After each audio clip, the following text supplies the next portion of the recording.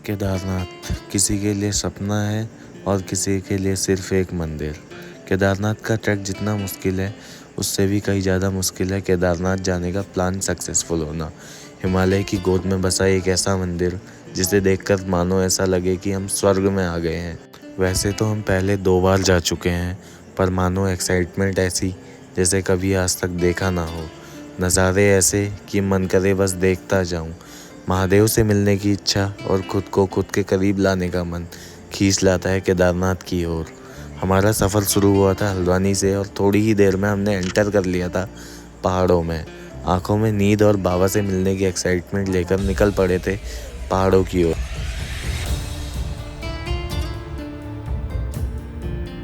सो hi guys, welcome back. स्वागत है आपका एक और नए व्लॉग में। तो कैसे हैं आप सब? आई होप कि आप सब बढ़िया होंगे। तो अभी बज रहा है 4:30 और हम लोग हो चुके हैं रेडी अपनी उस राइड के लिए जिस राइड का हमें पूरे साल भर इंतज़ार रहता है। बोरा जी हो रहे हैं रेडी, मैं लगभग रेडी हो चुका हूँ। निकलते हैं, फिर आपको बाहर निकल के बताते हैं कि हमारी कहाँ की राइड स्टार्ट होने वाली है। तो all set to go, bag वगैरह कैरी कर लिए हैं और 2 भाई लोग हमें हैप्पी जर्नी यूज़ करने के लिए आए हैं। बोरा जी भी रेडी हैं अपना कैमरा लेके। चलते हैं सीधा केदारनाथ की ओर। तो हो गई है राइड स्टार्ट केदारनाथ जी के लिए। तो भाई पहला ब्रेक लिया है चाय पीने के लिए। इधर पीते हैं चाय। यहाँ से भवाली करीब 2 या 3 किलोमीटर के आसपास भवाली बचा है और बहुत ज़्यादा ट्रैफिक है भाई।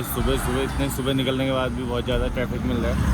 चलते हैं, चाय पीते हैं, थोड़ा सा फ्रेश होंगे, माइंड फ्रेश होगा चाय पी के, फिर चलेंगे आगे को। सफ़र बहुत थकान भरा था तो चाय का सहारा लेना पड़ा। चाय पी और चल पड़े आगे को। बाबा नीम करौरी महाराज जी का आशीर्वाद लेकर और उन्हें प्रणाम करके शुरू कर दिया था अपना सफ़र। और थोड़ी ही देर बाद हमने एंटर कर लिया था रानीखेत में। रानीखेत के पहाड़ मानो ऐसा लग रहा था हमारे सारे दर्द और दुखों को अपनी ओर खींच रहे हैं।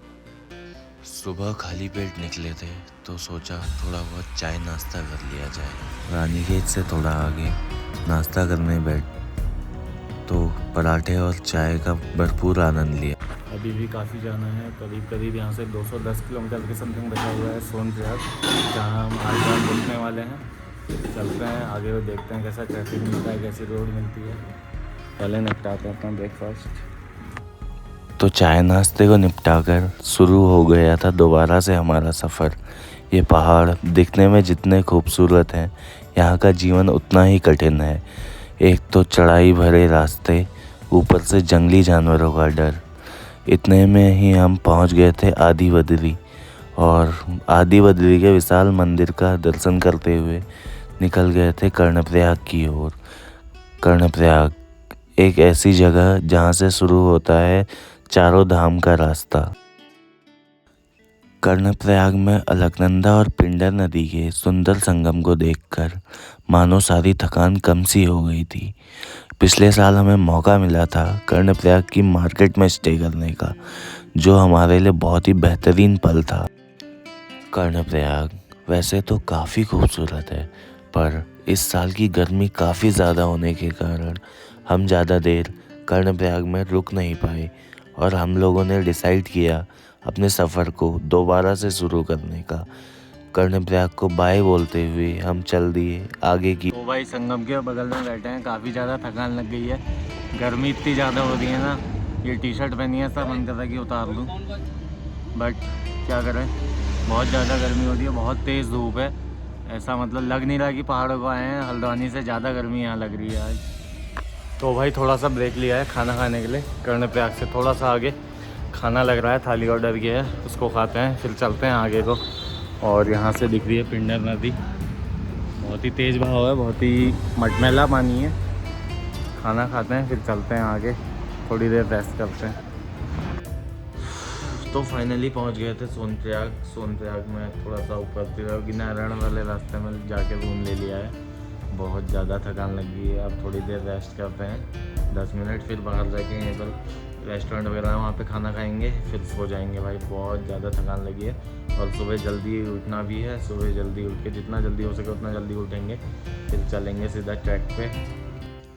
सुबह का सफ़र जल्दी शुरू करना था, इसलिए सारी तैयारियां रात को ही कर ली। जो ज़रूरत का सामान था सिर्फ वही रखा, बाकी सब रूम पे छोड़ गए। सो हे गाइस, वेलकम बैक। स्वागत है आपका एक बार और फिर से हमारे नए व्लॉग में। तो कैसे हैं आप सब? आई होप कि आप सब बढ़िया होंगे। अभी टाइम हो रहा है 3:40 और हमने कल रात को ले लिया था सोनप्रयाग में रूम और मैंने नहा लिया है। थोड़ा बहुत रेडी होना है, रेडी होते हैं और बोला जी हम नहाने जाएंगे, फिर रेडी होंगे, फिर चलते हैं सीधा हम ट्रैक की ओर। देखते हैं कितनी ज़्यादा भीड़ होती है। सुबह सुबह हमने निकलने की कोशिश की है। सोच रहे थे 3 बजे के आसपास निकले, बट अभी 4 बजने वाला है। 4 बजे निकलते हैं, देखते हैं कितनी लंबी लाइन है, क्या प्रोसेस है, आगे जाके आपको दिखाएंगे वीडियो पे। तो मैं बना रहा हूँ यहाँ पर चाय और बोरा जी आ गए हैं नहा के, रेडी होते हैं, चाय पीते हैं, फिर चलते हैं आगे। तो भाई ऑल सेट टू गो, निकल गए हैं। यहाँ से करीब करीब हमें नीचे 500 मीटर और नीचे जाना है, वहाँ से फिर पैदल जाना है, फिर आगे जाके टैक्सी अभी मिलती है नहीं मिलती है कोई पता नहीं है। अगर टैक्सी नहीं मिली तो वहाँ से ही पैदल जाएंगे, फिर जाएंगे हम गौरीकुंड। गौरीकुंड में देखते हैं स्नान करने की व्यवस्था होगी तो स्नान करेंगे। वैसे तो नहा लिया है बट कुंड में नहाने के लिए रुकेंगे। अभी चलते हैं सीधा नीचे, देखते हैं लाइन तो नहीं लगी, कितनी भीड़ हुई है। सोच रहे थे 4 बजे तक निकल ही जाएं बट 5 बजने वाला है, लेट हो गया। चलो कोई नहीं, चलते हैं नीचे को। सोनप्रयाग की सुंदर सी सुबह देखकर निकल पड़े थे महादेव जी से मिलने। सुबह सुबह काफ़ी ज़्यादा भीड़ थी और सुबह के 5 बजे ही बहुत लंबा जाम लग चुका था। क्या रुक गया पता नहीं। चलते हैं, करते हैं अपना ट्रैक स्टार्ट हर हर महादेव के नाम से। तो भाई ये है भीड़ सुबह के 5 बजे की। अभी लाइन तो यहाँ से स्टार्ट नहीं, लाइन आगे से स्टार्ट होगी। चलते हैं जल्दी से आगे। सोनप्रयाग में रजिस्ट्रेशन चेक होने थे, जिसमें कम से कम 2.5 से 3 घंटे का टाइम लग गया। फिर उसके बाद हमारे सामने था केदारनाथ जी का बोर्ड, जिसको देखने के लिए 1 साल वेट करना पड़ता। और उसके बाद टैक्सी की लाइन में लगे ही थे कि कम से कम आधा घंटा हमने वेट किया टैक्सी के लिए। फिर बड़ी मुश्किल से टैक्सी में बैठने के बाद टैक्सी में जाते टाइम जाम लगने की वजह से हमने अपना सफ़र पैदल ही स्टार्ट कर दिया था। तो टैक्सी में लग रहा था जाम, इसलिए आप उतर गए पैदल। चलते हैं, यहीं से ट्रैक स्टार्ट हो गया, थोड़ा सा यहाँ पे और बचा है। वहाँ से जाते हैं गौरीकुंड में, करते हैं स्नान, फिर चलते हैं केदारनाथ की ओर।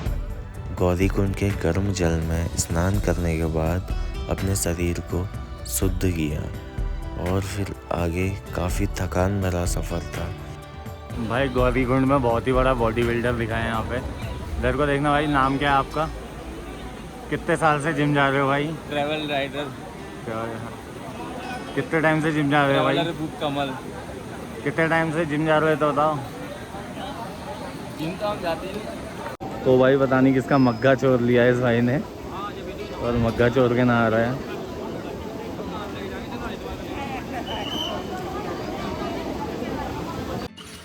तो फाइनली आ गया वो गेट, जो एक प्रकार से मेन गेट है केदारनाथ ट्रैक का। और चलते हैं ट्रैक पे। धूप बहुत तेज़ लग रही है यार, काफ़ी ज़्यादा गर्मी हो गई है। तो यहाँ से शुरुआत हो गई थी केदारनाथ के सुंदर से नज़ारों की। तो भाई 5 किलोमीटर के आसपास ट्रैक कर लिया है, बट काफ़ी ज़्यादा थकान लगी है। थोड़ा सा रेस्ट करने के लिए रुके हैं, 2 मिनट रेस्ट करते हैं, फिर चलते हैं ऊपर पे।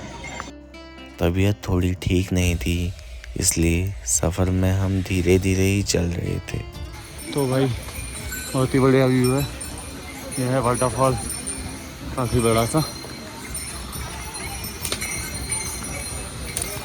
बहुत ही ऊंचाई से गिर रहा है भाई।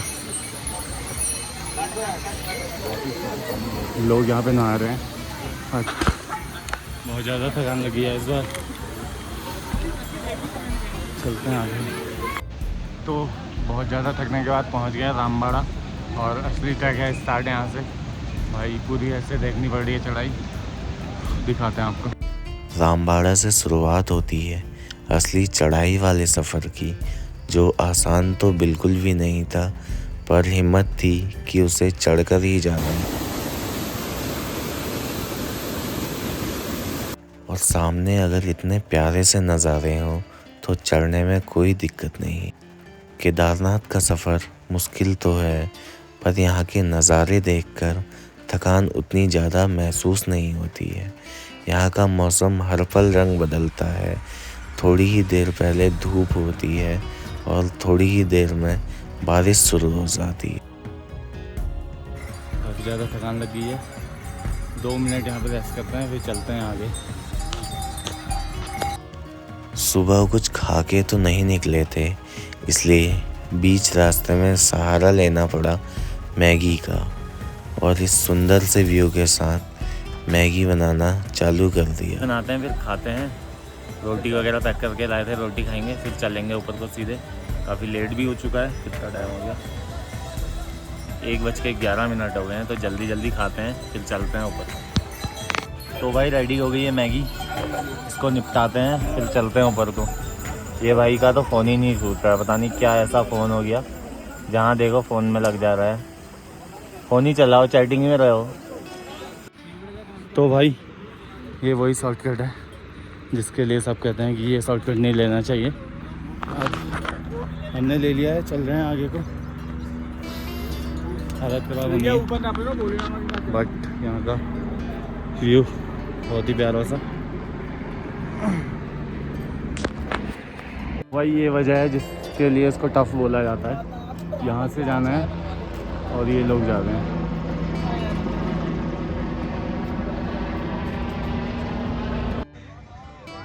कंप्लीट हो गया जिस ट्रैक का डर था, और अभी भी यहाँ से 2-2.5 किलोमीटर के आसपास बचा है मंदिर। चलते हैं, टेंट लेते हैं, सोते हैं। भाई बहुत ज़्यादा थकान लगी है, नींद भी आ रही है, नींद भी पूरी नहीं हुई है अच्छे से। चलते हैं मंदिर के वहाँ पे, लेते हैं टेंट, रेस्ट करते हैं। देखेंगे अगर शाम को आरती देखने जाने की हिम्मत हुई तो जाएंगे, वरना कल करेंगे दर्शन। तो लगभग हमारा ट्रैक ख़त्म हो गया है, पहुँच गए हैं घोड़ा पड़ाव, और यहाँ से 1-1.5 किलोमीटर के समथिंग बचा होगा आगे। बहुत ज़्यादा थकान लगी यार, हालत ख़राब हो गई। चलते हैं, टेंट लेते हैं, थोड़ा रेस्ट करते हैं, फिर देखते हैं आगे क्या प्लान बनता है।